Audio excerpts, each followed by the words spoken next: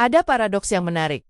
Semakin cerdas seseorang, semakin licin pula cara ia menyamarkan manipulasi. Mereka tidak tampil dengan wajah antagonis, melainkan dengan senyum ramah, tutur kata bijak, dan logika yang sekilas terasa masuk akal. Justru inilah yang membuat orang manipulatif sering lolos dari radar, bahkan dari orang-orang yang merasa dirinya cukup kritis. Psikologi sosial menemukan bahwa otak manusia lebih cepat percaya pada narasi yang diucapkan dengan penuh keyakinan daripada pada kebenaran yang dingin dan kaku. Robert Cialdini dalam Influence menjelaskan, otoritas dan daya tarik personal mampu membuat kita menanggalkan kewaspadaan.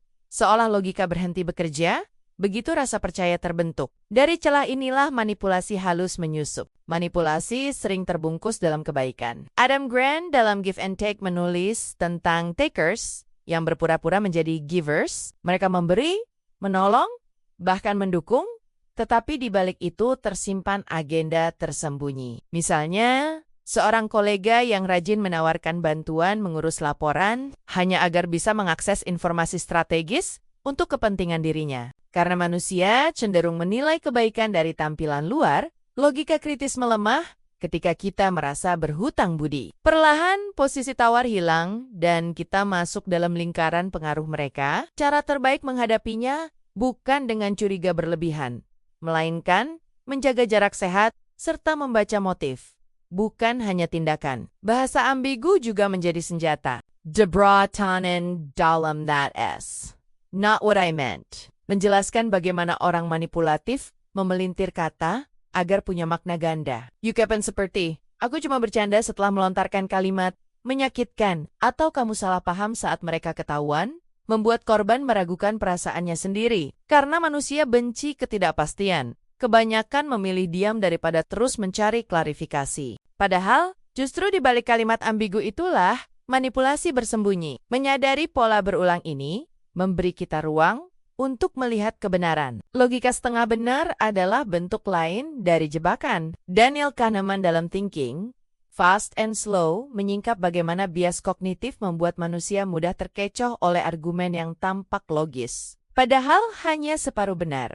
Kalimat seperti, kalau kamu sayang, kamu pasti nurut, terdengar masuk akal di permukaan. Tapi sebenarnya mereduksi makna cinta. Sayang bukan berarti penurutan buta, melainkan komunikasi, resiprositas, dan penghargaan. Cara melawannya adalah dengan bertanya balik. Jika logika mereka rapuh, ia akan runtuh dengan sendirinya. Rasa bersalah juga kerap dipakai sebagai jerat. Susan Forward dalam Emotional Blackmail menyebutnya fog, fear, obligation, guilt. Manipulator sering menekan dengan kalimat seperti, aku kan sudah berkorban banyak untukmu. Perasaan bersalah membuat korban patuh, meski sebenarnya tidak ada kewajiban realistis yang harus dibayar.